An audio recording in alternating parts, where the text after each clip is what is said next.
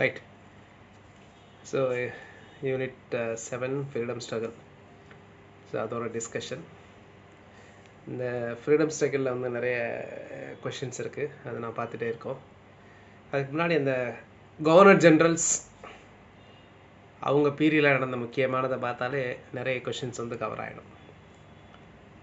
இப்போ ஃபஸ்ட்டு வந்து பார்த்திங்க அப்படின்னா, கவர்னர் ஆஃப் பெங்கால். யார் வந்து first governor of Bengal? First governor of Bengal வந்து ராபர்ட் கிளைவ். ராபர்ட் கிளைவ் தான் ஃபஸ்ட்டு கவர்னர் ஆஃப் பெங்கால். அந்த ஒரு நாடு தான் ஃபஸ்ட்டு சொல்லிடுறேன். கவர்னர் ஆஃப் பெங்கால் வந்து Robert Clive. Governor general of Bengal வந்து வாரன் ஹேஸ்டிங்ஸ்லேருந்து. வில்லியம் பெண்டிக்ட் வந்து கவர்னர் ஜென்ரல் ஆஃப் இந்தியாவாகிடுவார். அதுக்கப்புறம் வைஸ்ராய் வந்து கேனிங்கிலேருந்து. Okay, right. இந்த கவர்னர் ஆஃப் உங்களுக்கு வெரி எக்ஸாம் பாயிண்ட் ஆஃப் வியூவில் ரொம்ப முக்கியமானதை நான் சொல்கிறேன். ராபர்ட் கிளைவ் வந்து பார்த்திங்கன்னா எஸ்டாப்ளிஷ்டு டியூவல் கவர்மெண்ட், இரட்டை ஆட்சி முறையை வந்து ஏற்படுத்தினார் பெங்காலில், எஸ்பெஷலி 1765 1772 வரைக்கும். இந்த 1765 தான் 1764 வார் நடக்கும்ல, பேட்டில் ஆஃப் பக்சார் போருக்கு அப்புறம் ஒரு உடன்படிக்கை. அந்த உடன்படிக்கை தான் அலகாபாத் உடன்படிக்கை, ட்ரீட்டி ஆஃப் அலிநகர் அப்படின்னு சொல்லுவாங்க, அங்கே நடந்தது. இது வந்து அலகாபாத் உடன்படிக்கை. இந்த அலகாபாத் உடன்படிக்கை பிரகாரம் முகலாய மன்னர்கள் எல்லாம் பென்ஷன்தாரர் ஆயிடுறாங்க. ஸோ அதனால் டியூவல் கவர்மெண்ட்டை பெங்காலில் ஏற்படுத்துகிறார், இரட்டை ஆட்சி முறையை. அட்மிரல் வாட்சன், கிளைவ் இவங்க ரெண்டு பேரும் சேர்ந்து தான் அந்த பேட்டில் ஆஃப் பிளாசி போர் நடத்துது. நவாப் ஆஃப் பெங்கால். அப்போ நவாப் ஆஃப் பெங்கால் யார் அப்படின்னா சிராஜுதௌலா. அப்போ அந்த பேட்டில் ஆஃப் பிளாசி போரில் நவாப் சிராஜுதௌலாவை தோற்கெடுத்துறாங்க. இவ்வளோக்கும் நவாப்கிட்ட பெரிய படையில் இருந்தது.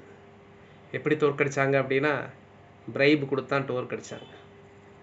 அவரோட படை தளபதியான மீர் ஜாஃபரை விலைக்கு வாங்கிட்டார். ஸோ அதனால் இந்த போர் வந்து சில மணித்துளிகளில் முடிஞ்சிருச்சு. ஆனால் வரலாற்றில் ரொம்ப முக்கியத்துவம் வாய்ந்த போர். இங்கிலீஷில் வந்து அதை ஸ்கிர்மிஷ் அப்படின்பாங்க. ஸ்கிர்மிஷ்னால் சும்மா சீக்கிரம் சின்னதாக சச்சரவு மாதிரி தான், பட் அதோடைய எஃபெக்ட் ரொம்ப அதிகம். ஸோ அதனால் மீர் ஜாஃபரை வந்து பெங்காலோட நவாப், ஏற்கனவே பேசின மாதிரி அவர் பெங்காலோட நவாப் ஆக்கிறாங்க இந்த வார் முடிஞ்ச பின்னாடி. இதுக்காக வந்து அந்த மீர் ஜாஃபர் வந்து ராபர்ட் கிளைவுக்கு நிறைய பிரைப் கொடுக்கணும். ஸோ இப்போ பிரிட்டிஷ்க்கு வந்து பார்த்தீங்கன்னா இன்னும் நிறைய பவர் எஸ்டாப்ளிஷ் பண்ணிட்டாங்க இப்போ. இருந்தாலும் இந்த நேரத்தில் அவங்களுக்கு இருக்கக்கூடிய ஒரே எதிரி, பயப்படுறது யார் அப்படின்னா மராத்தாஸ். நம்ம ஏற்கனவே சொல்லியிருக்கேன். அதில் வந்து அந்த மராத்தாஸில் வந்து பார்த்திங்கன்னா அகமது ஷா அப்தாலி, அவர் வந்து இவங்க மராத்தா எம்பையரை வந்து துவம்சமாக்கிட்டு போயிடுவார். அதான் third battle of Panipat. Third battle of Panipat வந்து 1761.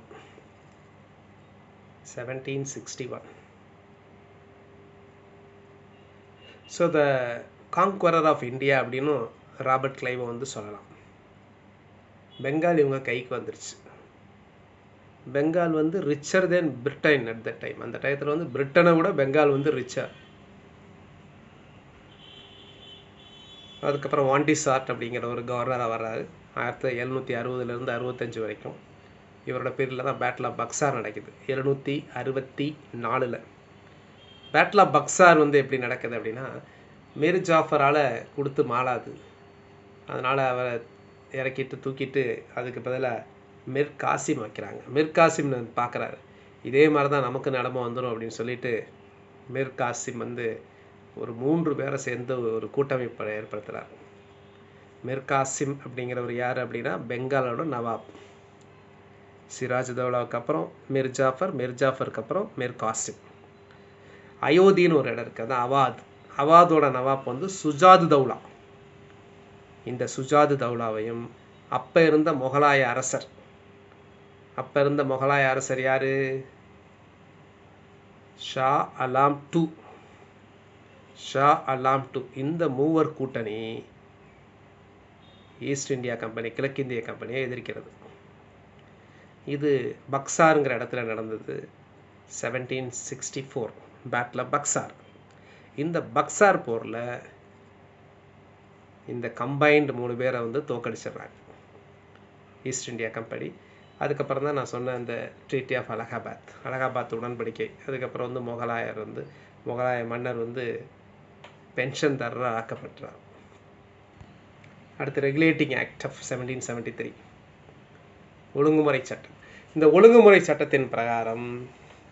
சட்டத்தின்படி கவர்னர் ஜெனரல் ஆஃப் பெங்கால் ஆயிடுறாரு. யாருன்னா வாரன் ஹேஸ்டிங்ஸ். 1772 இருந்து இருக்காரு. ஆனால் 74 வந்து கவர்னர் ஜெனரல் ஆஃப் பெங்கால் அப்படின்னு ஆயிடுறாரு. The first governor general of Bengal. So ஒழுங்குமுறை சட்டம் இவரோட பீரியடில். இங்கிலீஷ் டிரான்ஸ்லேஷன் இவரோட பீரியடில் கீதா பகவத்கீதையை வந்து இங்கிலீஷில் டிரான்ஸ்லேட் பண்ணாங்க. அது யாருன்னு கேட்பாங்க. இதெல்லாம் ஒவ்வொன்றும் முக்கியம். ஒவ்வொன்றும் தெரிஞ்சது அப்படின்னா உங்களுக்கு ரிவிஷன் மாதிரி வச்சுக்கோங்க. தெரியலைன்னா நோட் எடுத்து எழுதிக்கோங்க. The first English translation of Bhagavad Gita by Charles Wilkins, WILKINS. அந்த இதுக்கு ஒரு இன்ட்ரொடக்ஷன் எழுதினார். ஃபஸ்ட்டு இன்ட்ரொடக்ஷன், முன்னுரை எழுதுவாங்கள்ல அந்த புக்குக்கு, அது மாதிரி. அதே மாதிரி இவரோட பீரியடில் தான் கல்கத்தா மதராசாங்கிறது யாருன்னா இஸ்லாமிக் ஸ்டடீஸ் ப்ரொமோட் பண்ணுறதுக்காக மதராசா ஏற்படுத்தப்பட்டது 1781. அதே மாதிரி ஏஷியாட்டிக் சொசைட்டி ஆஃப் பெங்கால், வங்காள ஆசிய கழகம் ஏற்படுத்தப்பட்டது. வங்காள ஆசிய கழகம் வந்து 1784 ஏற்படுத்தப்பட்டது. 1784 ஏற்படுத்தப்பட்டது. வில்லியம் ஜோன்ஸ் அவர்களால் ஏற்படுத்தப்பட்டது. அப்புறம் இவரோட பீரியடில் வந்து ரோகிலா war 1774, Anglo Maratha war 1776 to 1782, first Anglo Maratha war 1776 to 1782, second Anglo Mysore war 1780-84.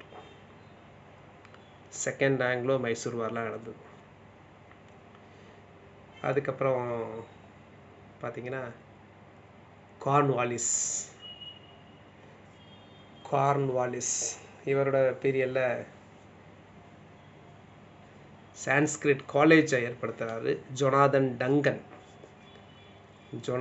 டங்கன்றவர் வந்து சமஸ்கிருத கல்லூரியை வந்து ஏற்படுத்துகிறார்.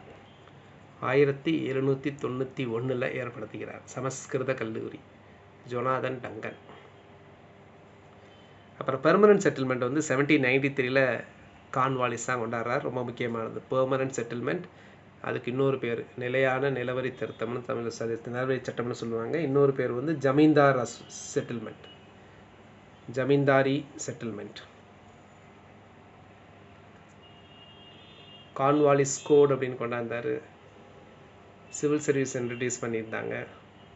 தேர்ட் ஆங்கிலோ மைசூர் வார், இந்த ட்ரீட்டி ஆஃப் ஸ்ரீரங்கப்பட்டணம் 1792 ஏற்படுத்தப்பட்டது. ஸ்ரீரங்கப்பட்டணம். அப்புறம் இவருக்கு அப்புறம் சர் ஜான் ஷோர் இவர் தலையிடா கொள்கையை வந்து கடைபிடிக்கிறார். பாலிசி ஆஃப் நான் இன்டர்வென்ஷன். இவரோட பீரியடில் தான் charter act, first charter act பட்டய சட்டம் 1793 ஏற்படுத்தப்பட்டது. இவருக்கு அப்புறம் வருது வந்து லார்டு வெல்லஸ்லி 1798 to 1805. வெல்லஸ்லி அப்படின்னாவே நமக்கு ஞாபகம் வர்றது சப்சிடரி அலையன்ஸ், துணைப்படை திட்டம். அப்படின்னா என்னதுன்னா a system to keep the Indian rulers under control and to make British the supreme power. இந்த துணைப்படை திட்டத்தின் மூலமாக சுதேச அரசுகள் இங்கே இருக்குதுல்ல, இந்திய அரசுகளில் இருக்க அரசாங்கம் இருக்காங்களே, குறுநில மன்னர்கள், அவங்களெல்லாம் கண்ட்ரோலில் வச்சுக்கிட்டு பிரிட்டனோட பவரை ஈஸ்ட் இந்தியா கம்பெனியோட படையை பெரிதாக்குறது. இவரோட பீரியடில் தான் ஃபோர்ட் வில்லியம் காலேஜ் ஏற்படுத்தப்பட்டது கல்கட்டாவில். ஃபோர்ட் வில்லியம் காலேஜ், இது வந்து அடிக்கடி எக்ஸாமில் அந்த இயர் கேட்பாங்க. ஃபோர்ட் வில்லியம் காலேஜ் எப்போ ஏற்படுத்தப்பட்டது அப்படின்னு கேட்பாங்க. ஃபோர்ட் வில்லியம் காலேஜ் வந்து 1800 ஏற்படுத்தப்பட்டது. சரியாக 1800 ஏற்படுத்தப்பட்டது ஃபோர்ட் வில்லியம் காலேஜ். 1801 இவரோட பீரியடில் மெட்ராஸ் பிரசிடென்சி உருவாக்கப்பட்டது. ஃபோர்த் ஆங்கிலோ மைசூர் வாரும் இவரோட பீரியடில் தான். 1799 திப்பு சுல்தான் வந்து டிஃபீட் பண்ணி டெத் ஆஃப் திப்பு சுல்தான். அப்புறம் second Anglo Maratha war 1803 to 1805 defeat of the Scindia, இந்த போன்ஸ்லே அண்ட் த கோல்கர். அப்புறம் ட்ரீட்டி ஆஃப் பாசின் உடன்படிக்கை 1802. இந்த சப்சிடரி அலையன்ஸ் அப்படிங்கிறது அதில் வந்து ஃபஸ்ட்டு யார் சேர்ந்தது அப்படின்னு கேட்பாங்க. இந்த first person to join subsidiary alliance Nizam of Hyderabad. அப்புறம் மைசூர் சேர்ந்துட்டாங்க, ராஜா ஆஃப் தாஞ்சூர் சேர்ந்துட்டாங்க, அவாத் எல்லாமே சேர்ந்துட்டாங்க. சப்சிடரி அலையன்ஸ்னால் என்ன அப்படின்னா, ஈஸ்ட் இந்தியா கம்பெனி சொன்னாங்க நாங்கள் உங்களுக்கு பாதுகாப்பு கொடுக்குறோம். எல்லாம் அங்கே ஏகப்பட்ட அரசுகள் இருந்தது, சுதேச அரசுகள். நமக்கு தெரியும் சுதேச அரசுகள் வந்து கிட்டத்தட்ட 500க்கு மேற்பட்ட 600 கிட்ட சுதேச அரசுகள் இருந்தது இண்டிபெண்டன்ஸ் சமயத்திலேயே. அப்போ அதுக்கு முன்னாடி எவ்வளோ இருந்திருக்கும். அந்த ஒவ்வொரு ராஜாக்களும் பக்கத்தில் இருக்க ராஜாக்கள்கிட்ட எல்லாமே பயந்துக்கிட்டு இருந்தாங்க. சுதேச அரசுகள் அப்படின்னா கிட்டத்தட்ட ஒரு டிஸ்ட்ரிக்ட் மாதிரின்னு வச்சுக்கோங்களேன். டிஸ்ட்ரிக்ட் மாதிரி, ஒரு டிஸ்ட்ரிக்ட்டுக்கு ஒரு ராஜா மாதிரி இருந்தார். டிஸ்ட்ரிக்டை விட சின்னதாலாம் இருந்திருப்பாங்க. ஜமீன்தார்னு சில சின்னதெல்லாம், புதுக்கோட்டை ராஜா, திருவாங்கூர், தஞ்சாவூர், அந்த மாதிரி. அவங்கெல்லாம் பக்கத்தில் இருக்கவங்கள பார்த்து பயந்துட்டு இருந்தாங்க. அவங்க எப்போ வேணாலும் வந்து போர் புரியலாம் அப்படின்ட்டு. அதுக்கு பிரிட்டிஷ் வந்து ஒரு நாவல் ஐடியா வந்து கொண்டாங்க. இப்போ உங்களை யாராவது அட்டாக் பண்ணால் நாங்கள் உங்களை காப்பாற்றுறோம், நாங்கள் உங்கள் வந்து காப்பாற்றுறோம், அவங்க மேலே படையெடுக்கிறோம். நீங்கள் அதுக்கு இந்த துணைப்படை திட்டத்தில் சைன் பண்ணணும். எங்களோட படையெல்லாம் நீங்கள் உங்கள் காசில் மெயின்டைன் பண்ணணும். எங்கள் ஆள் ஒருத்தர் அங்கே இருப்பார், சரிங்களா? உங்களோட ஆக்டிவிட்டீஸ்லாம் கவனிச்சிக்கிட்டு ஒரு ஆள் இருப்பார், ஒரு பிரிட்டிஷ் ரெசிடெண்ட் ஹெட் குவார்ட்டர்ஸில். ஸோ அப்போ இந்த வகையில் பார்த்தீங்க அப்படின்னா கிளவர்லி ஈஸ்ட் இந்தியா கம்பெனிக்காரங்க என்ன பண்ணுறாங்க, ஒரு பெரிய படையை பைசா காசு செலவு இல்லாமல் வச்சுக்கிறாங்க. அந்த படையெல்லாம் யாரோட கண்ட்ரோலில் இருக்கும் அப்படின்னு கேட்டால், அந்த படைக்கெல்லாம் செலவு பண்ணுறது வந்து இந்த துணைப்படை திட்டத்தை சேர்ந்தவர்கள். ஆனால் அது யாரோட சொல்லுக்கு கட்டுப்படும் அப்படின்னா ஈஸ்ட் இந்தியா கம்பெனி சொல்லுக்கு தான் கட்டுப்படும். ஸோ இதுதான் துணைப்படை திட்டம். அதுக்கப்புறம் சார்ஜ் பார்லோ வர்றார் 1805 1807. சார்ஜ் பார்லோ 1805 1807. இவரோட பீரியடில் தான் ஒரு முக்கியமான சம்பவம் நடக்குது தமிழ்நாட்டில். என்னென்னா வேலூர் சிப்பாய் கழகம் 1806 நடக்குது. வேலூர் சிப்பாய் கழகம், வேலூர் மியூட்டினி. இவர் அமிர்த்சர் உடன்படிக்கை ஏற்படுத்தினார். மகாராஜா ரஞ்சித் சிங்கோட அமிர்த்சர் உடன்படிக்கை 1809. அப்புறம் இவரோட பீரியடில் தான் சார்ட்டர் ஆக்ட் பாஸ் பண்ணுறாங்க 1813. சார்ட்டர் ஆக்ட், பட்டய சட்டம். 793 அப்புறம் 20 வருஷத்துக்கு வரும். இது 2வது பட்டய சட்டம். சார்லஸ் பார்லோ வந்து வெள்ளூர் மியூட்டினி முடிஞ்சு போச்சு. அதுக்கப்புறம் இந்த ட்ரீட்டி ஆஃப் அமிர்த்சர் அப்படின்னா லார்டு மின்டோ 1. பார்லோ வந்து 1805 to 1807. அடுத்து லார்டு மின்டோ 1 மின்டோ 1 வந்து பார்த்தீங்கன்னா 1807 இருந்து 1813, 1807 இருந்து 1813 இவர் பீரியடில் தான் ட்ரீட்டி ஆஃப் அமிர்த்சர் உடன்படிக்கை 809, அப்புறம் 2வது சார்ட்டர் ஆக்ட் 813 ஏற்படுத்தப்படுகிறது. ஸோ மின்டோ 1807 to 1813, அதுக்கப்புறம் lord Hastings, not to confuse with Warren Hastings, இவர் வேறு, லார்டு வெறும் ஹேஸ்டிங்ஸ். இவர் இந்த நான் இன்டர்வென்ஷன்லாம் முடிச்சிட்டார். அதாவது தலையிடா கொள்கையெல்லாம் முடிச்சுட்டு பாலிசி ஆஃப் இன்டர்வென்ஷன் தலையிட்டார், போர் புரிந்தார். 1818 மெட்ராஸ் பிரசிடென்சி உருவாக்கப்படுகிறது. சென்னையில் வந்து பார்த்தீங்கன்னா ரயத்வாரி சிஸ்டம் உருவாக்கப்படுகிறது. ரயத்வாரி சிஸ்டம், ரயாத்ஸ்னா இவங்க விவசாயிகளுடனே வந்து ஒப்பந்தம், வரிகள்லாம். அப்புறம் Anglo Nepalese war 1813 to 1823, third Anglo Maratha war 1817 to 1818. அடுத்து ஹேஸ்டிங் பீரியடில் இன்னும் ரொம்ப முக்கியமான விஷயம் ஒன்று நடந்தது, எக்ஸாம்பிள் அடிக்கடி கேட்பாங்க. பிண்டாரி ஒழிப்பு. பிண்டாரி அப்படிங்கிறவங்க யார் அப்படின்னா, மராத்தாஸ் ஆர்மி இருக்குல்ல, இந்த மராத்தா ஆர்மிஸ்லேருந்து அப்படியே லூஸாக வந்தவங்க பிண்டாரிஸ். இர்ரெகுலர் மிலிட்ரி பிளண்டரர்ஸ்ன்னு சொல்லுவாங்க. அவங்க தான் போய் அங்கங்கே போய் கொள்ளையடிச்சிட்டு இருக்கவங்க. ஆரம்பத்தில் முஸ்லீம் ஆர்மியோடு இருந்தாங்க, அதுக்கப்புறம் மராத்தா ஆர்மியோடு வந்துட்டாங்க. அதுக்கப்புறம் வந்து பார்த்திங்கன்னா தனியாக அவங்களே இந்த மாதிரி பிளண்டர் பண்ணிகிட்டு இருந்தாங்க. இது வந்து எப்போது ஒழிக்கப்பட்டது அப்படின்னா ஹேஸ்டிங்ஸ் பீரியடில் ஒழிக்கப்பட்டது, பிண்டாரிஸ். ஸோ இதை குழப்பிக்கூடாது. பிண்டாரிஸ், இன்னொருத்தர் தக்கர்கள், தக்ஸ்ன்னு சொல்லுவாங்க. தக்கர்களை ஒழிச்சது வந்து வாரன் ஹேஸ்டிங்ஸ். வில்லியம் ஸ்லீமேன் அப்படிங்கிறவர் தான் அந்த தளபதியாக இருந்தால் ஒழிச்சார். தக்கர்கள் அப்படிங்கிறவங்க வந்து பார்த்திங்கன்னா அந்த அவர் கொள்ளைக்காரர்கள் ஆளை கொன்னுட்டு இருக்கக்கூடியவங்க தக்கர்கள். அடுத்து லார்ட் அம்ஹெர்ஸ்ட் 1823 to 1828. இவரோட பீரியட் தான் ஃபஸ்ட்டு ஆங்கிலோ பர்மீஸ் வார் 1824 நடந்தது. அந்த பேரக்பூர் மியூட்டினி ஒன்று இருக்குல்ல, பேரக்பூர் மியூட்டினி, மங்கள் பாண்டே, அது நடந்தது இவரோட பீரியடில் தான் 1824.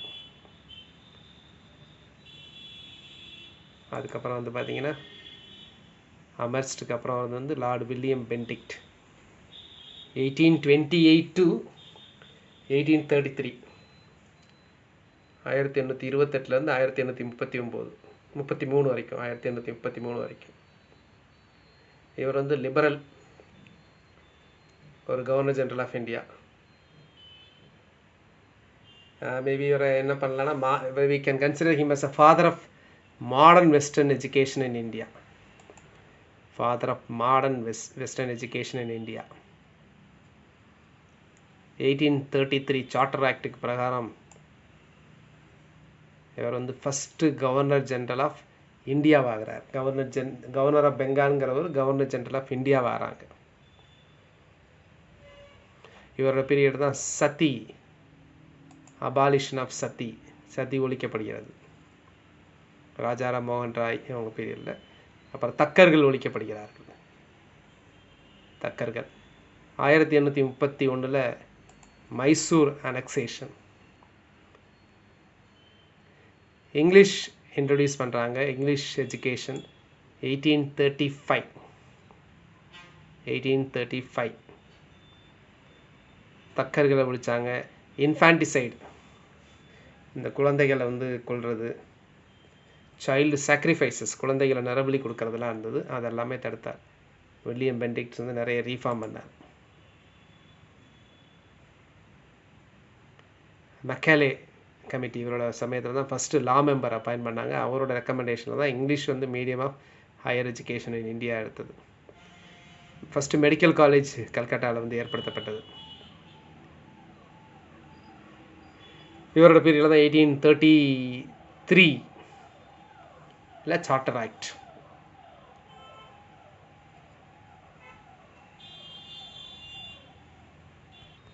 பெயரளவுக்கு வந்து இந்த சார்ட்டர் ஆக்ட் என்ன சொல்லுச்சுன்னா, no Indian subject of company was to be debarred from holding an office or account of religion, place of birth, descent or color. இந்தியர்களை அவருடைய மதம் அல்லது பிறந்த இடம் அல்லது இந்த வந்திருக்காங்கள அந்த வழிவகை பரம்பரை நிறம் இதை வச்சு வேறுபடுத்தக்கூடாது, இதை வச்சு போஸ்டிங் ஆஃபீஸ் அதுக்கெல்லாம் பண்ணக்கூடாது அப்படின்னு சொன்னாங்க. பட் அது கடைப்பிடிக்கல.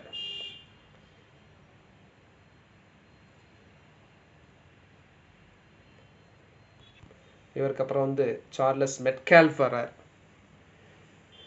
சார்லஸ் மெட்கால்ஃப் அவர் 1835 1836 வரைக்கும் இருக்கார்.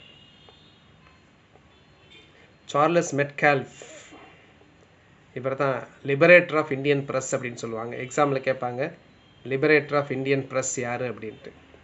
பத்திரிகைகளுக்கு அதிக சுதந்திரம் வழங்கியது யார் அப்படின்னு கேட்டாங்கன்னா சார்லஸ் மெட்கால்ஃப் தான். ஞாபகம் வச்சுக்கோங்க, பத்திரிகைகளுக்கு அதிக சுதந்திரம் வழங்கியவர்.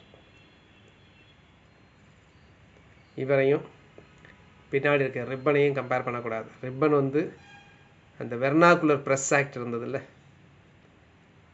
வெர்னாகுலர் அந்த ப்ரெஸ் ஆக்ட் அதை வந்து ரிமூவ் பண்ணார்.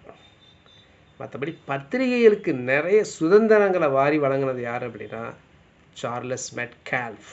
1835 to 1836 அவர் இந்த ப்ரெஸ் லா அப்படின்றத வந்து ஏற்படுத்தினார்.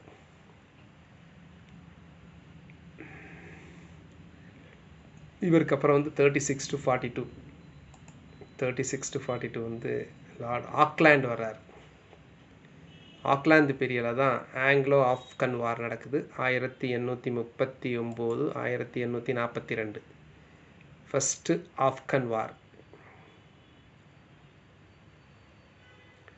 இவருக்கு அப்புறம் வந்து எல்லன் பாரோ 1842 to 44 1842 to 44 இவர் வந்து ஆப்கன் வாரை வந்து முடிவுக்கு கொண்டு வர்றார். சிந்தை அனெக்ஸ் பண்ணுறாங்க 1843, ரொம்ப முக்கியமான வருடம். சிந்தை எப்போ வந்து அனெக்ஸ் பண்ணுறது 1843.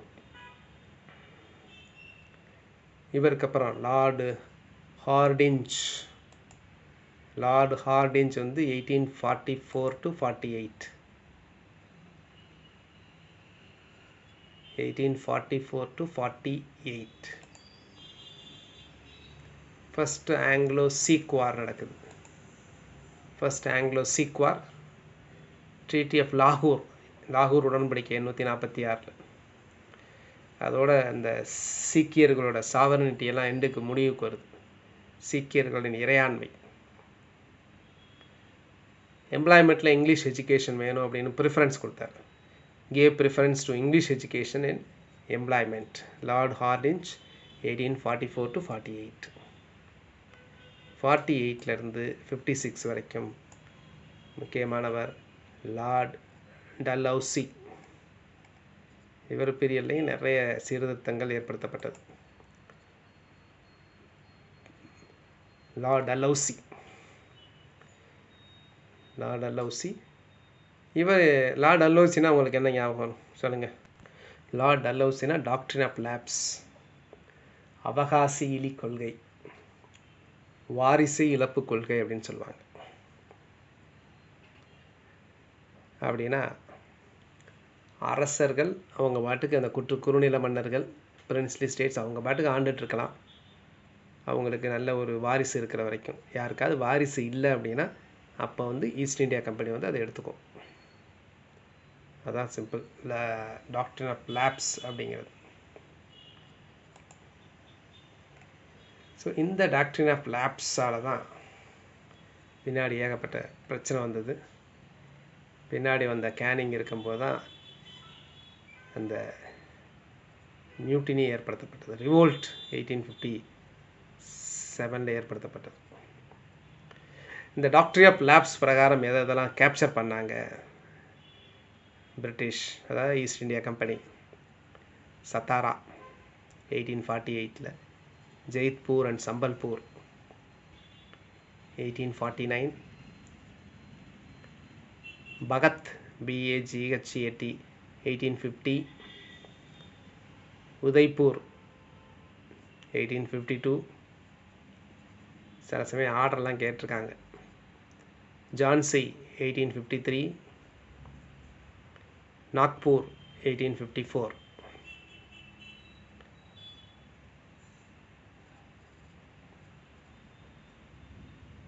annexation of Awadh 1856. இந்த அவாத் இருக்குல்ல, அயோத்தி அனெக்ஸ் பண்ணதுக்கு என்ன காரணம் அப்படின்னா, மேல் அட்மினிஸ்ட்ரேஷன் அப்படின்னு சொல்லி அனெக்ஸ் பண்ணாங்க. மேல் அட்மினிஸ்ட்ரேஷன் என்னது? அட்மினிஸ்ட்ரேஷன் சரியில்லைன்னு சொல்லி. அங்கே வந்து டாக்டர் ஆஃப் லேப்ஸ் அப்ளை பண்ணலை கேட்பாங்க எக்ஸாம்பிள். அவாத் 1856 அவாத் அனெக்ஸ் பண்ணதான் ஒரு முக்கிய காரணம் இந்த மியூட்டினி வர்றதுக்கு. ஏன்னா நிறைய படை வீரர்கள்லாம் அவாதில் இருந்தவங்க. ஸோ அதனால் இது ஒரு கிரேட் இன்சல்ட்டாக அவங்க பார்த்தாங்க. எப்படி வந்து நிர்வாகம் சரியில்லை சொல்லி அனெக்ஸ் பண்ணாங்க அப்படின்ட்டு.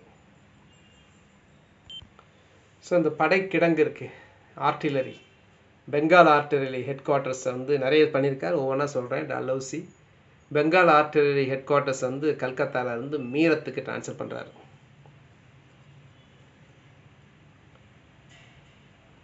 ஆர்மியோட சம்மர் கேபிட்டல், பெர்மனன்ட் ஹெட் குவார்ட்டர்ஸாக மாறுது ஷிம்லா. ஷிம்லா வந்து பெர்மனன்ட் ஹெட் குவார்ட்டர்ஸாக மாறுது. இவர் தான் டல்ஹௌசி தான் youngest governor general of India. 36 இயர்ஸில் வர்றார். Youngest governor general of India.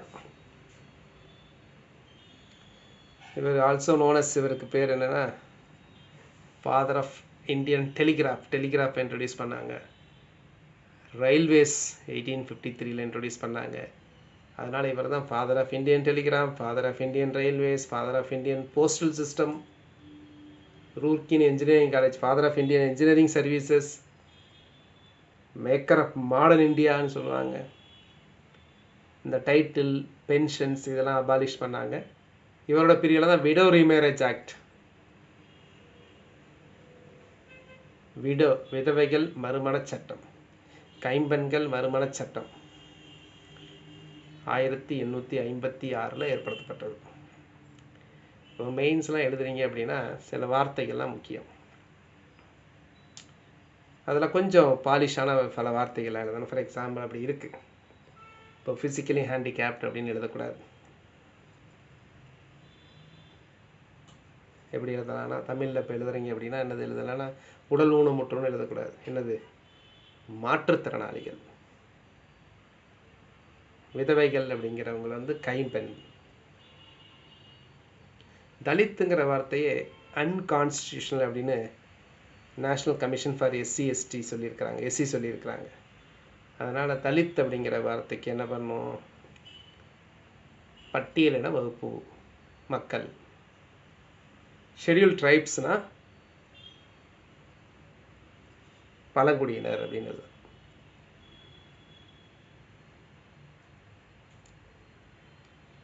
அடுத்து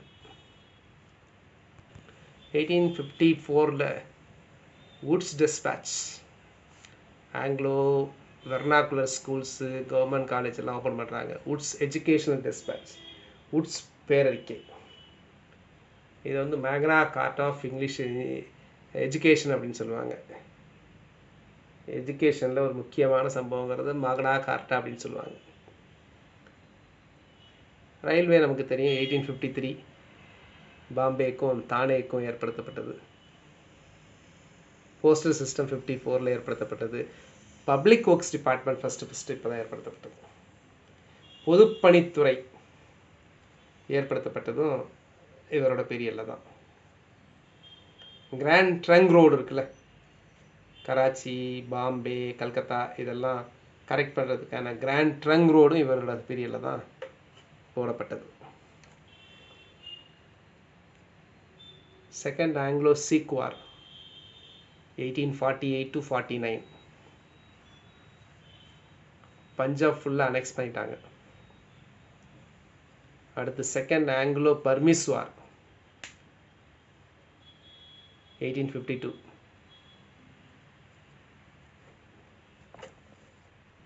ஸோ இன்ஜினியரிங் காலேஜ் சொன்னேன். Establish engineering college in Roorkee. இப்போ வந்து அது ஐஐடியாக செயல்பட்டு கொண்டிருக்கிறது. அடுத்து வந்து பார்த்தீங்கன்னா open competitive examination for Indian civil services கொண்டாந்தாங்க. எந்த சட்டத்தின் பிரகாரம் அப்படின்னா அந்த 1853 பட்டய சட்டம் பிரகாரம் கொண்டாந்தாங்க. ஸோ அதை வந்து பார்த்திங்கன்னா இவரோட பீரியடில் வந்து செயல்படுத்தினாங்க, டலோசி பீரியடில். ஸோ 1853. ரைட். இவருக்கு அடுத்து லார்ட் கேனிங் 1856 1862 வரைக்கும் இருக்கார். 58 வரைக்கும் கவர்னர் ஜெனரல் இருக்கார். 58க்கு அப்புறம் வைஸ்ராய் அப்படிங்கிற பேர் வந்துடும். இவர் தான் லாஸ்ட் கவர்னர் ஜெனரல்னு சொல்லலாம், ஃபஸ்ட்டு வைஸ்ராய்னு சொல்லலாம். இவரோட பீரியடில் தான் 1857 சிப்பாய் கழகம் நடந்தது. சிப்பாய் கழகம் டெல்லி சலோ அப்படின்னு சொன்னாங்க. என்னைக்கு நடந்தது? 1857 மே 31 நடக்கிறதா இருந்தது. அட்வான்ஸ் பண்ணிட்டாங்க. மே 10 நடந்தது, மீரத்தில் நடந்தது. அதை பற்றி நம்ம ஏற்கனவே டீட்டெயில்டாக பார்த்துருக்கோம். ஸோ அதுக்கப்புறம் வந்து 1858 ஆக்ட், 1858 சட்டம். இதோட வந்து ஈஸ்ட் இந்தியா கம்பெனியோட ரூல் வந்து முடிவுக்கு வருது. End of the rule of the East India company. கிழக்கிந்திய கம்பெனியோட ஆட்சி முடிவுக்கு வருது. பிரிட்டன் வந்து டைரெக்டாக எடுத்துக்கிறாங்க இதை கண்ட்ரோலில். டாக்டர் ஆஃப் லேப்ஸ் இருக்குல்ல, அது வித்ட்ரா பண்ணுறாங்க. அவகாசியடி கொள்கை விலக்கி கொள்ளப்பட்டது.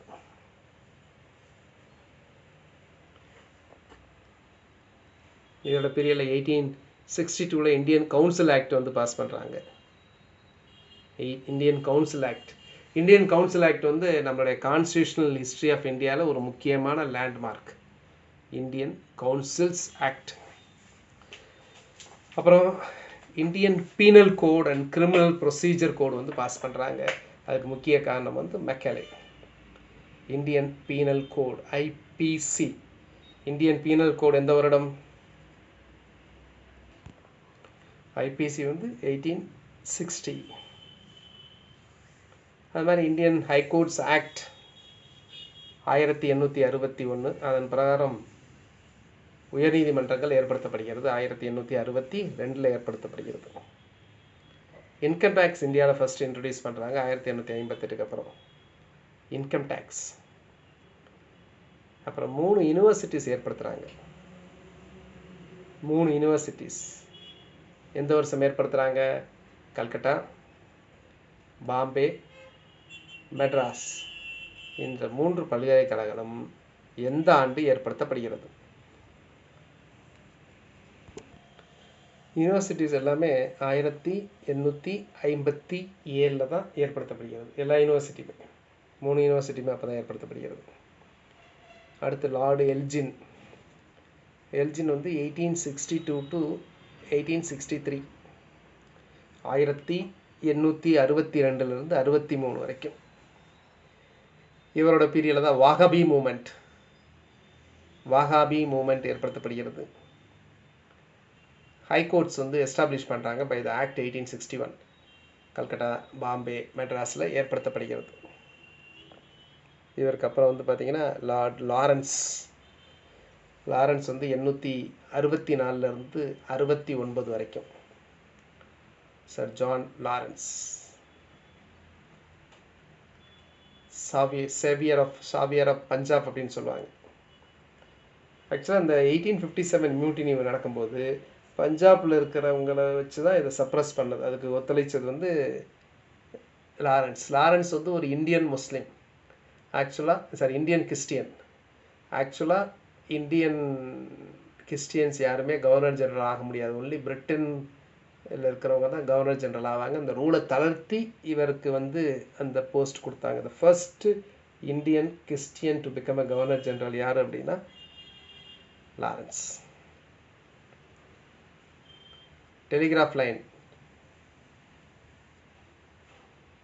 கம்யூனிகேஷன் யூரோப்புக்கு ஏற்படுத்தப்பட்டது. பூட்டான் வார் 1865.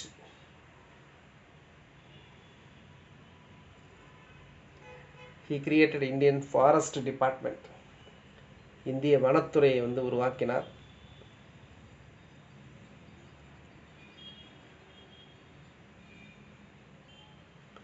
ஸோ 1864 1869. அடுத்து வந்து பார்த்தீங்கன்னா லார்டு மேயோ. மேயோ வந்து 1869 to 72. இவர் தான் ஃபினான்ஷியல் டீசென்ட்ரலைசேஷன், நிதி வந்து அந்த என்ன சொல்கிறது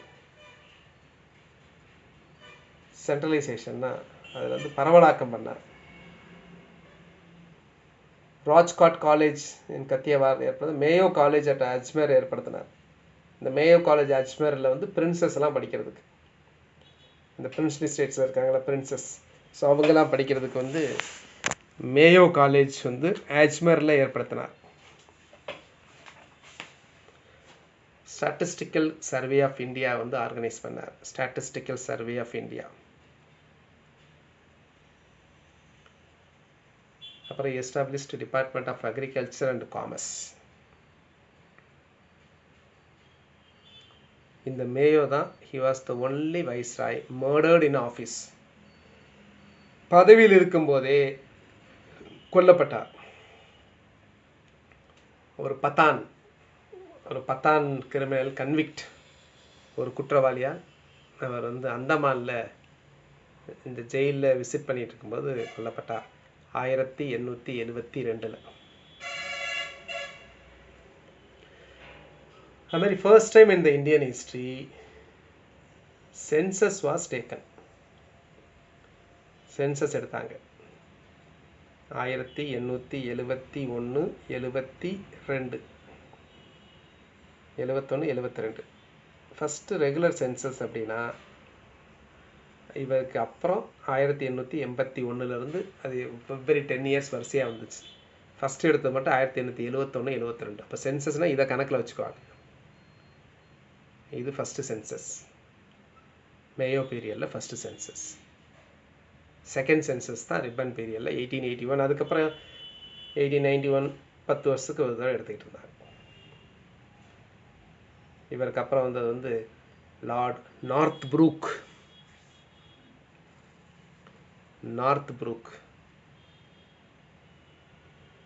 இவர் பஞ்சாபில் வந்து இவரை பெரிய குக்கா மூமெண்ட் நடந்தது. குக்கா மூமெண்ட் கேட்பாங்க மேட்ச் ஃபாலோயிங்கில். குக்கா மூமெண்ட் எங்கே நடந்ததுன்னா பஞ்சாப். குக்கி மூமெண்ட்னா தான் என்னது மணிப்பூர், குழம்பிக்கூடாது. இது அடிக்கடி நிறைய தப்பு பண்ணுவாங்க யூபிஎஸ்சி ப்ரிலிம்ஸ்லையுமே கேட்பாங்க. குக்கா மூமெண்ட் வந்து பஞ்சாப், குக்கி மூமெண்ட் வந்து மணிப்பூர். நார்த் ப்ரூக் அப்புறம் லார்ட் லிட்டன் வர்றார் 1876 to 1880. லார்ட் லிட்டன் வந்து most infamous governor general. Most infamous. இவரோட பீரியடில் வந்து பார்த்தீங்கன்னா ஃப்ரீ ட்ரேட் கொடுத்தார். இந்த கஸ்டம்ஸ் டியூட்டியெல்லாம் அபாலிஷ் பண்ணார். அதனால் ட்ரெயின் ஆஃப் வெல்த் இருக்குல்ல, இந்த ட்ரெயின் வெல்த் வந்து ஆக்சிலேட் ஆனது வந்து யாரோட பீரியட்லனா லிட்டன் பீரியட் தான். ஏன்னா கஸ்டம்ஸ் டேரிஃப்லாம் கற்றுனா என்ன பண்ணுறது, இங்கேருந்து எல்லாருமே பொருளை ஏற்றுமதி பண்ணாங்க, அங்கேருந்து பொருளை இறக்குமதி பண்ணாங்க. இங்கேருந்து ரா மெட்டீரியல் கச்சா பொருளை ஏற்றுமதி பண்ணாங்க. டெல்லி தர்பார் பஞ்சத்தில் இருக்குது, நாடே பஞ்சத்தில் இருக்கிற சமயத்தில் டெல்லி தர்பாரை நடத்தினார். 1877 நடத்துகிறார். ராயல் டைட்டில் ஆக்ட் ஏற்படுத்துகிறார். குவீன் விக்டோரியா வந்து கேசரி ஹிந்த் அப்படின்னு பட்டம் கொடுத்து ஒரு பெரிய கிராண்ட் ஷோ நடத்துகிறார்.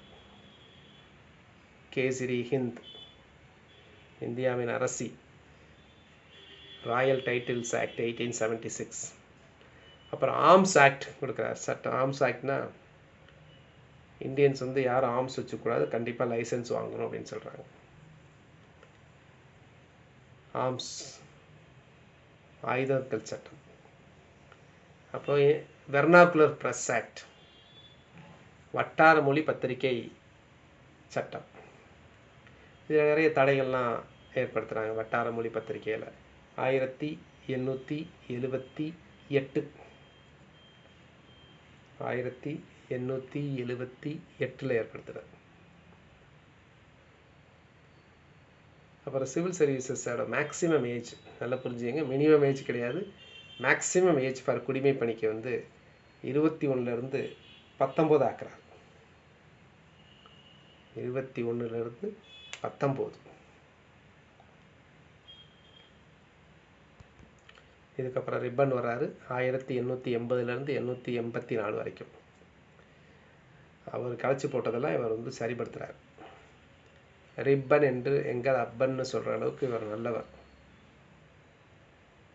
இவர் அந்த வட்டார மொழி பத்திரிகை சட்டம் இருந்ததில்ல, வெர்னாகுலர் ப்ரெஸ் ஆக்டை வந்து 1882 என்ன பண்ணுறாரு, ரிப்பீல் பண்ணிடுறாரு, கேன்சல் பண்ணுறாரு. அப்புறம் ஃபஸ்ட்டு ஃபேக்ட்ரி ஆக்ட், முதல் ஃபேக்ட்ரி ஆக்ட். ஃபேக்ட்ரி ஆக்ட்னா தொழிற்சாலை சட்டம் கொண்டாடுறாரு, தொழிலாளரோட நலன்களுக்காக, இம்ப்ரூவ் பண்ணுறதுக்காக. அது மெயினாக குழந்தைகளுக்காகவும் பண்ணுறார். அப்புறம் லோக்கல் செல்ஃப் கவர்மெண்ட். அதனால தான் அந்த சென்னையில் வந்து பார்த்திங்கன்னா அந்த பில்டிங் இருக்குல்ல இங்கே, அதுக்கு வந்து ரிப்பன் பில்டிங்னு சொல்கிறாங்க, கார்ப்பரேஷன் ஆஃபீஸ். ஸோ லோக்கல் தல சுய ஆட்சியின் தந்தை என்று அழைக்கப்படுவார்னு கேட்டால் ரிப்பன். அடுத்து resolution on land revenue policy.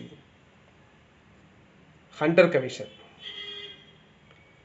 Education ரீஃபார்மில் வந்து ஹண்டர் கமிஷன் ஏற்படுத்துகிறார் 1882. Hunter commission. இந்த ஹண்டர் கமிஷன் வந்து எஜுகேஷன் ரிஃபார்ம் கமிஷன் 1882. அப்புறம் இல்பர்ட் பில் மசோதா 1883. இல்பர்ட் பில் மசோதானா என்ன அர்த்தம் அப்படின்னா, யூரோப்பியன் கிரிமினல்ஸ் இருந்தாங்கன்னா இந்தியன் டிஸ்ட்ரிக்ட் மேஜிஸ்ட்ரேட்ஸும் அவங்கள வந்து ட்ரையல் பண்ணலாம் அப்படின்னு சொன்னாங்க. ஆனால் இதை வந்து பார்த்திங்கன்னா எல்லாம் ஒத்துக்கலை. அது எப்படி ஒரு வெள்ளையர்களை வந்து ஒரு கருப்பர்கள் எப்படி வந்து விசாரிக்கலாம் அப்படின்னு சொல்லி அதை மாற்றினாங்க. இதெல்லாம் ஒரு முக்கியமான காரணம். இதெல்லாம் அந்த பின்னாடி மாடரேட்ஸ் எக்ஸ்ட்ரீமிஸ்ட் வர்றதுக்கு, இல்லை இந்திய தேசிய காங்கிரஸ் வர்றதுக்கு. அப்புறம் அதை மாடிஃபை பண்ணிட்டாங்க அந்த இல்பர்ட் பில் மசோதா. ஸோ இதெல்லாம் முக்கியமானது வந்து லார்ட் ரிப்பனோடது. அடுத்து ரிப்பனுக்கு அப்புறம் யார் வரானா, லார்ட் டஃப்ரின் 1884 88 வரைக்கும். இந்த டஃப்ரின் பீரியடில் வந்து தேர்டு பர்மேஷ் வார் நடக்குது. தேர்டு பர்மேஷ் வார் 1885.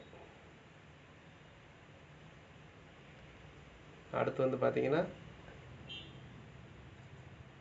இந்திய தேசிய காங்கிரஸ் டஃப்ரின் பீரியடில் தான் ஏற்படுத்தப்பட்டது. அதனால தான் டஃப்ரின் வந்து இதை வந்து மைக்ராஸ்கோபிக் மைனாரிட்டி, இதை பயப்பட வேணாம் அப்படின்னு சொன்னார். மைக்ராஸ்கோபிக் மைனாரிட்டி அப்படின்னு சொல்லுவார். அடுத்து லார்ட் லான்ஸ்வோன்.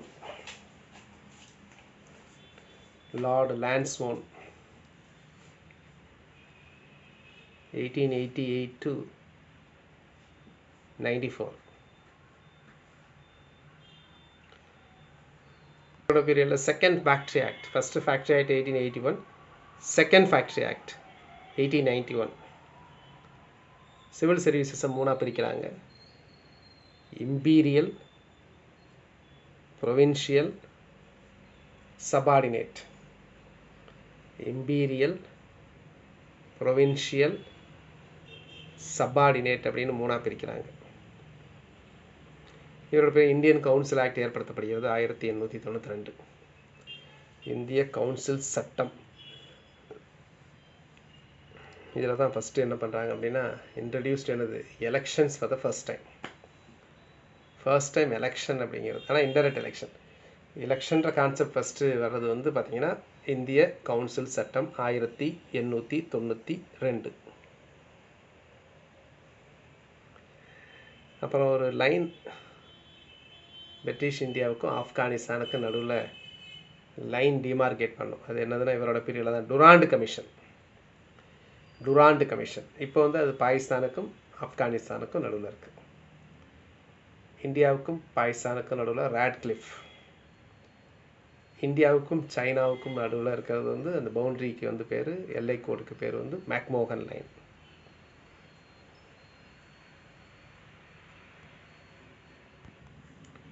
அடுத்து லார்ட் எல்ஜின் டூ வந்து 1894 to 1899. இதோட பீரியடில் முண்டா அப்ரைசிங் நடக்குது. முண்டா ரெபலியன் 1899. முண்டா ரெபலியன். அதோட லீடர் யாருன்னா பிர்சா முண்டா வந்து லீடர். அவர் வந்து ஒரு கடவுளாக பார்த்தாங்க. அப்போ பெங்காலில் ஒரு கிரேட் ஃபேமைன் வந்தது 1896 to 97.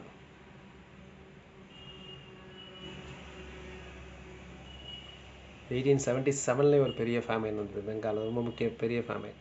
அந்த ஃபேமைனுக்காக லயால் கமிஷன் அமைக்கப்பட்டது 1897 அப்புறம்.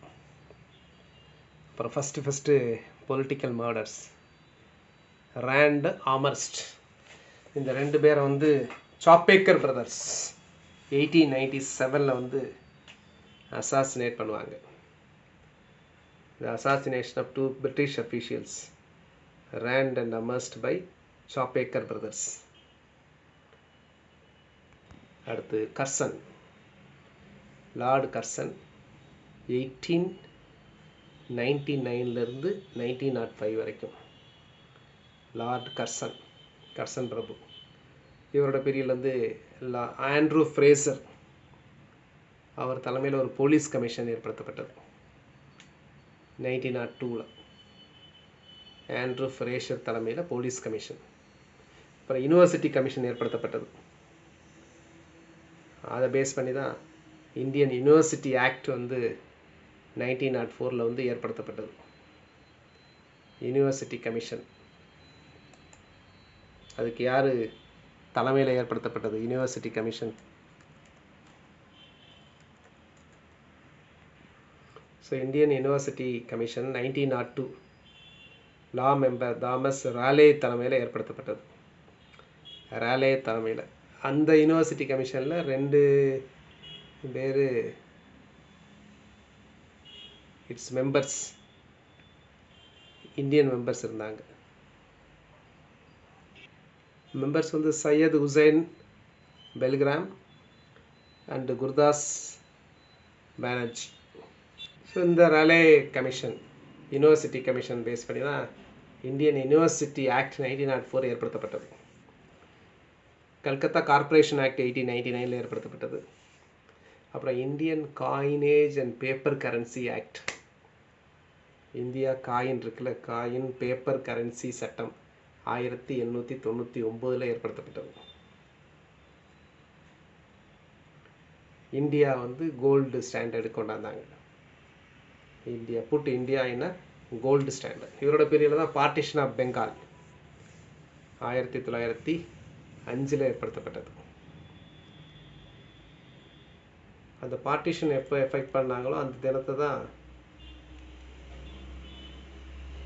அதுக்கப்புறம் நம்ம சுதேசி மூமெண்ட்லாம் ஆரம்பித்தாங்க.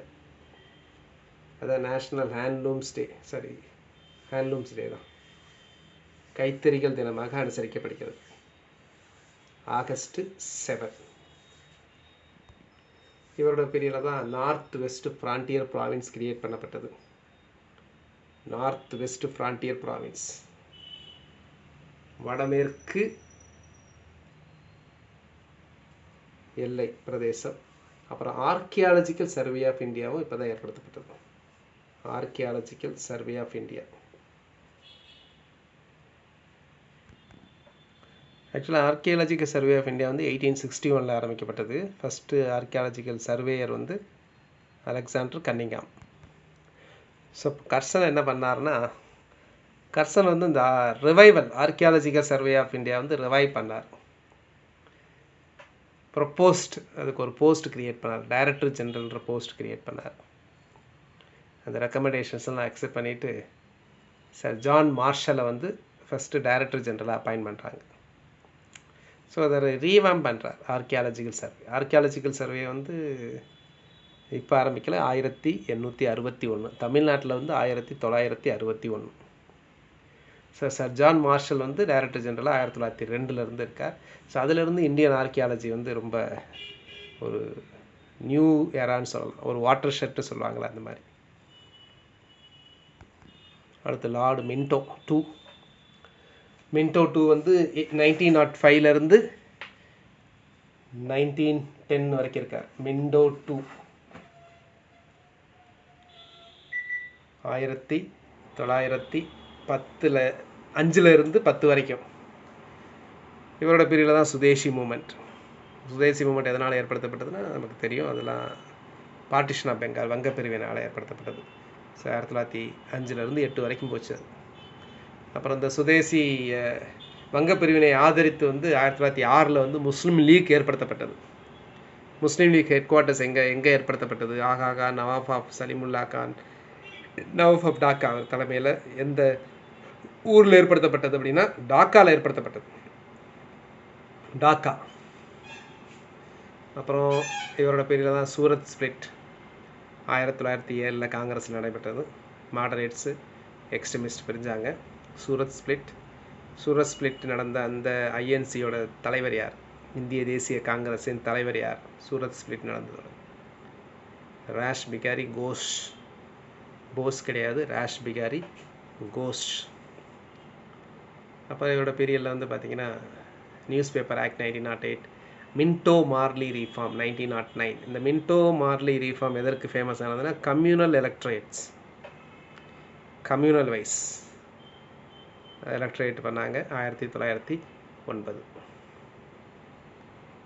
அடுத்து வந்து பார்த்திங்கன்னா lord Hardinge two. Lord Hardinge two வந்து பார்த்திங்கன்னா 1910 16 வரைக்கும். 1910 16 வரைக்கும் பார்த்திங்கன்னா லார்ட் ஹார்டிஞ்ச் டூ. இவரோட பீரியடில் வந்து 1911 என்ன பண்ணுறாங்க அப்படின்னா இந்த பார்ட்டிஷன் ஆஃப் பெங்கால் இருக்குல்ல, அதை வித்ட்ரா பண்ணிடுறாங்க. அன்யூல்மெண்ட், அதை விலக்கிக் கொள்கிறார்கள் அந்த சட்டத்தை. கேபிட்டல் வந்து பார்த்திங்கன்னா கல்கத்தாவிலேருந்து டெல்லிக்கு மாற்றுறாங்க. 1911 தான் எல்லாமே. டெல்லி தர்பார் நடக்குது. கிங் ஜார்ஜ் V, கியூன் மேரி வர்றாங்க 1911. ஹிந்து மகாசபா 1915 ஏற்படுத்தப்படுகிறது. ஹிந்து மகாசபா இது வந்து மதன் மோகன் மாளவியா. 2 கம்யூனல் லைனில் இருக்குது. முஸ்லீமுக்கு முஸ்லீம் லீக், ஹிந்துஸ்க்கு வந்து ஹிந்து மகாசபா. இதை ஏற்படுத்துறது வந்து மதன் மோகன் மாளவியா. இவர் தான் பின்னாடி அந்த பனாரஸ் ஹிந்து யூனிவர்சிட்டியை வந்து ஏற்படுத்துபவர், மகாமனா என்று அழைக்கப்படுபவர். அடுத்து lord Chelmsford 1916 to 1921. Home rule movement. Tilak Annie Besant ஆரம்பிக்கிறாங்க 1916. திலக்கு வந்து பாம்பே அதை பார்த்துக்கிறார். ரெஸ்ட் ஆஃப் இந்தியா சென்னையிலேருந்து மெயினாக அன்னி பெசன்ட் பண்ணுறாங்க. அப்புறம் லக்னோ ஒப்பந்தம் நடக்குது. எக்ஸ்ட்ரீமிஸ்ட் மாடரேட்ஸ் ஒன்று கூடுறாங்க, காங்கிரஸ் முஸ்லீம் லீக் ஒன்று கூடுறாங்க 1916. இதுக்கு முக்கிய காரணம் வந்து அன்னி பெசன்ட், திலக். அதனால் அன்னி பெசன்ட் வந்து அதுக்கு அடுத்த வருஷத்தில் வந்து ஐஎன்சியோட பிரசிடெண்ட் ஆகிடுறாங்க 1917. The first women president of INC. அடுத்து இந்த சமயத்தில் காந்தி வர்றாங்க. 1915 காந்தி வந்துடுறாங்க. காந்தி ஹார்டின்ஸ் பீரியட்லேயே வந்துடுறாங்க. 1915 ஹார்டின்ஸ் பீரியட்லேயே வந்துடுறாங்க. ஜனவரி 9, 1915. அதனால தான் அவர் இந்த காந்தி வந்த தினத்தை வந்து நம்ம என்னவா அனுசரிக்கிறோம்? வெளிநாடு வாழ் இந்திய தினம், NRI டே, பிரவசி பாரதிய பிரவசி டேன்னு அனுசரிக்கிறோம். அப்புறம் சம்பரான் சத்தியாகிரகா நடக்குது ஃபஸ்ட்டு காந்தியோடது 1917. அப்புறம் ஆகஸ்ட் டெக்ளரேஷன் ஒன்று போடுறாங்க 1917, ஆகஸ்ட் டெக்ளரேஷன். அப்புறம் இந்த ஜேம்ஸ் போர்டு பீரியடில் தான் Kheda satyagraha and Ahmedabad satyagraha. Kheda and Ahmedabad, first Ahmedabad, அதுக்கப்புறம் வந்து கேதா சத்தியாகிரகா, ரெண்டுமே 1918 நடக்குது. அப்புறம் கவர்மெண்ட் ஆஃப் இந்தியா ஆக்ட் 1919, அதுக்கு பேர் தான் மான்டேக் செம்ஸ்போர்ட் ரீஃபார்ம். டயார்கின்னு சொல்லுவாங்க அது. அப்புறம் ரவுலட் ஆக்ட் ஓட்டாராங்க 1919. ரவுலட் ஆக்ட் பிரகாரம் அந்த 2 பேரை அரெஸ்ட் பண்ணிடுவாங்க, சத்யாபால் அண்ட் கிச்லியூ. அதற்கு மக்கள் எல்லாம் கையில் எந்த ஆயுதமும் இல்லாமல் ஒரு ப்ரொட்டஸ்ட் பண்ணுவாங்க. அங்கே வந்து டயர், மைக்கேல் ஓ டயர் அனுப்பிச்சு ஜென்ரல் டயர் வந்து எல்லாத்தையும் அந்த ஒரு பாக்ன்றது வந்து ஒரு என்க்ளோஸ்டு இருக்கும் அமிர்த்சரில், கோல்டன் டெம்பிளில் பக்கத்தில். ஸோ அந்த ஜாலியன் வாலாபாக் வந்து அந்த மேசக்கரில் நிறைய பேர் இறந்துருவாங்க. ஸோ அதுக்காக வந்து பார்த்திங்கன்னா காந்தி தாகூரில் அந்த தங்களுடைய பட்டம், பிரிட்டிஷ்லேருந்து வாங்கின பட்டத்தெல்லாம் கொடுத்துருவாங்க, ரிட்டர்ன் பண்ணிடுவாங்க. அதுக்கப்புறம் Khilafat movement, non cooperation movement. Khilafat movement 2022, non cooperation moment ரெண்டுமே ஒன்றா சேர்ந்தது 2022. கிலாஃபட்டை பற்றி நம்ம டைட்டல்டாக ஏற்கனவே பார்த்துருக்கோம். So non cooperation movement, Sadler commission appoint பண்ணுறாங்க.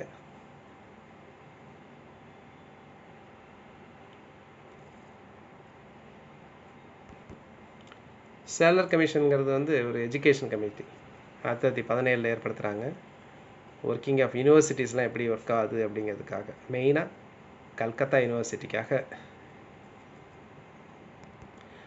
சத்யேந்திர பிரசாத் சின்ஹாவை பற்றி தெரியணும். சத்யேந்திர பிரசாத் சின்ஹா இவர் வந்து பார்த்தீங்கன்னா first Indian to become a member of the viceroy executive council, first Indian to become a member of the British மினிஸ்ட்ரியிலையும் பிரிட்டிஷ் அமைச்சரவையிலையும் சேர்ந்த ஃபஸ்ட்டு இந்தியர். இவர் வந்து first governor of Bihar and Orissa ரெண்டும் சேர்ந்தோட ஃபஸ்ட்டு கவர்னர் இந்த பீரியடில் தான்.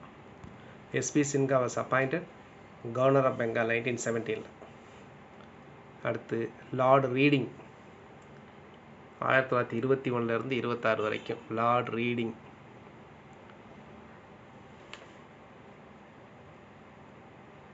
இவங்க ரவுலட் ஆக்ட் 1919 இருந்தது வந்து ரிப்பீல் பண்ணுறாங்க.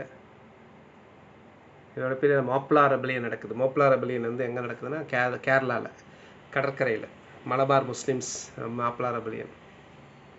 சிபிஐ ஆரம்பிக்கப்பட்டது, கம்யூனிஸ்ட் பார்ட்டி ஆஃப் இந்தியா. எந்த வருடம் கம்யூனிஸ்ட் பார்ட்டி ஆஃப் இந்தியா ஏற்படுத்தப்பட்டது? CPI communist party of India வந்து 1925 ஏற்படுத்தப்பட்டது. MN ராய் அவர்களால் ஏற்படுத்தப்பட்டது. அபானி முகர்ஜி, சாரு மஜும்தார் அதெல்லாம் அவங்களோட ஃபவுண்டர்.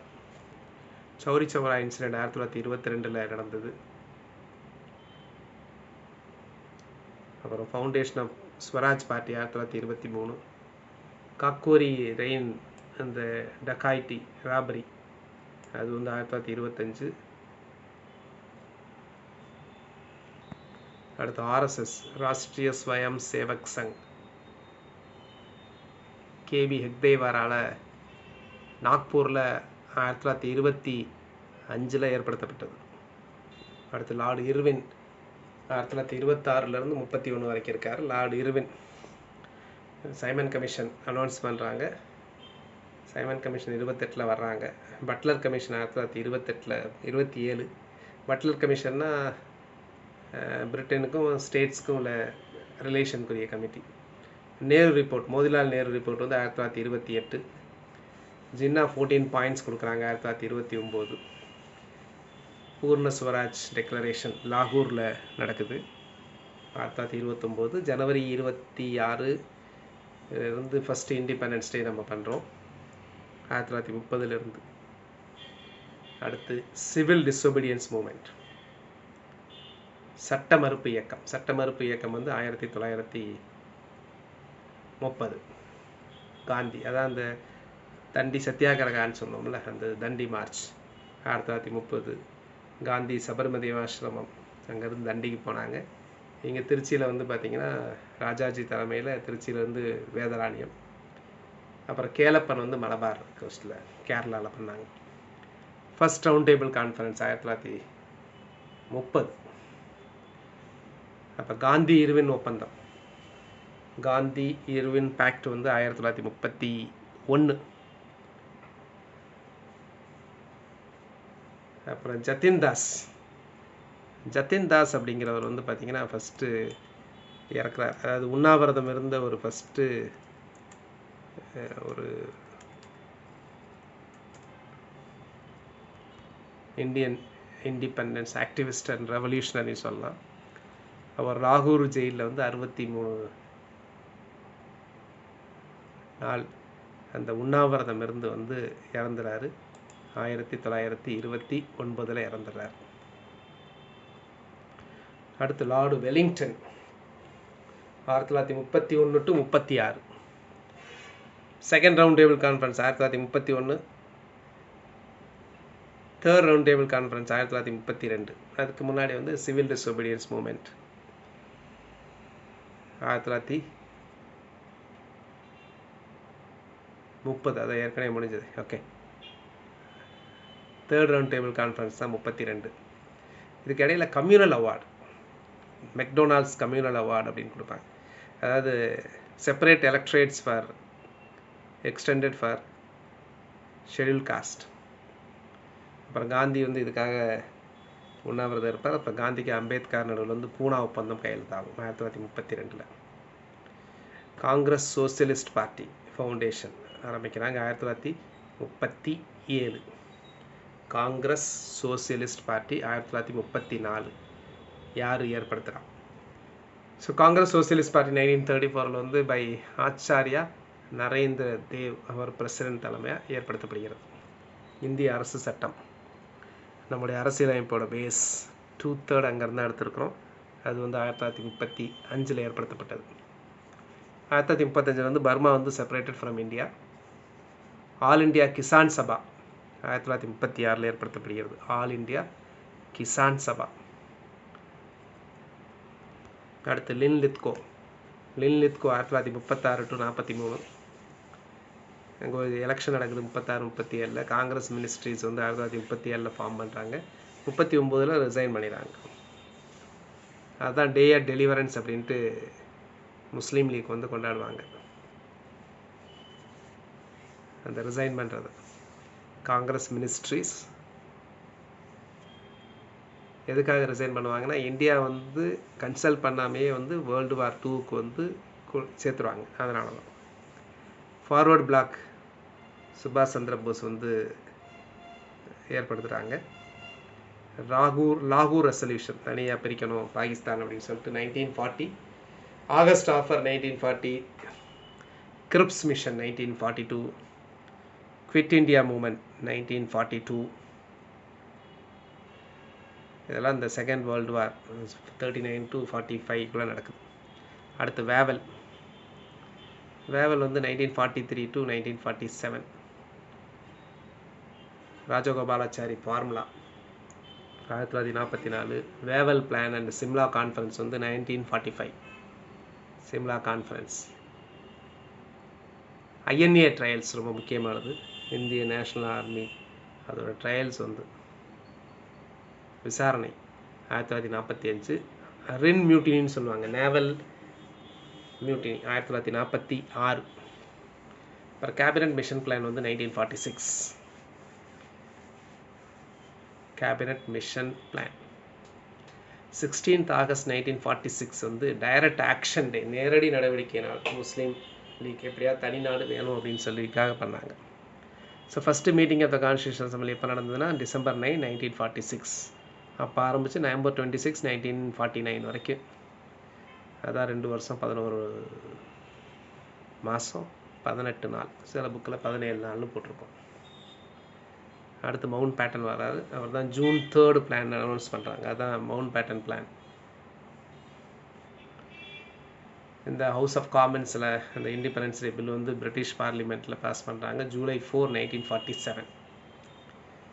இங்கே தான் பவுண்ட்ரி கமிஷன் அப்பாயின்ட் பண்ணுறாங்க அண்டர் ராட்கிளிஃப். நான் ஏற்கனவே சொன்னேன், பாகிஸ்தானுக்கு நமக்கு அது பிரிச்சது. கவர்னர் இந்தியா இண்டிபெண்ட் ஆனதுக்கு அப்புறமும் கவர்னர் ஜெனரலாக 48 வரைக்கும் லார்ட் மவுண்ட் பேட்டன் இருக்கார். அதுக்கப்புறம் தான் ராஜகோபாலாச்சாரி வந்து ஜூன் 1948 வர்றார். So first Indian governor general, last governor ஜெனரலும் இவர் தான் ஃப்ரீ இந்தியாவில். ஒன்லி இந்தியன் கவர்னர் ஜெனரலும் இவர் தான். 1950 வரைக்கும். அதுக்கப்புறம் தான் எலெக்ஷன் நடந்த பின்னாடி யார் வந்தாரானா India became a republic. Rajendra Prasad வந்து first president of India. Pakistan வந்து சுதந்திர தினம் வந்து ஆகஸ்ட் 14. நமக்கு வந்து பார்த்திங்கன்னா ஆகஸ்ட் 15. காந்தி மர்டர் பண்ணது வந்து ஜனவரி 30, 1948. ரைட். ஸோ இப்போ பார்த்தது ஒரு ஓவரால் ஒரு பேர்ட்ஸ் ஐ வியூன்னு சொல்லலாம். டீட்டெயில் கிடையாது, பட் பேர்ட்ஸ் ஐ வியூ. ஏற்கனவே நீங்கள் படிச்சிருந்தீங்கன்னா உங்களுக்கு ரிவிஷனாக இருந்திருக்கும். புதுசாக ஃப்ரீடம் ஸ்ட்ரகிளே கொஞ்சம் அளவுக்கு தெரியாதவங்களுக்கு ஒரு வரிசையாக இருந்துடும். அதுக்கப்புறம் நீங்கள் படிக்கும்போது உங்களுக்கு இன்னும் டெப்த்தாக பார்க்குறதுல அடுத்ததில் பார்க்கலாம். ரைட். ஸோ டீட்டெயிலாக நம்ம நிறைய வகுப்பில் பார்த்துருக்குறோம். இது வந்து உங்களுக்கு ரிவிஷன் பாயிண்ட் ஆஃப் வியூவில் வாய்ஸ் ஃபைலாக உங்களுக்கு அனுப்புகிறேன். ஸோ என்னோட பேர் ராஜபூபதி, நிறுவனர் மற்றும் பயிற்றுனர், ரேடியன் பயிற்சி நிறுவனம். இதோட கண்டினியூஷன் அப்புறம் பார்க்கலாம் அடுத்த வாய்ஸ் ஃபைலில்.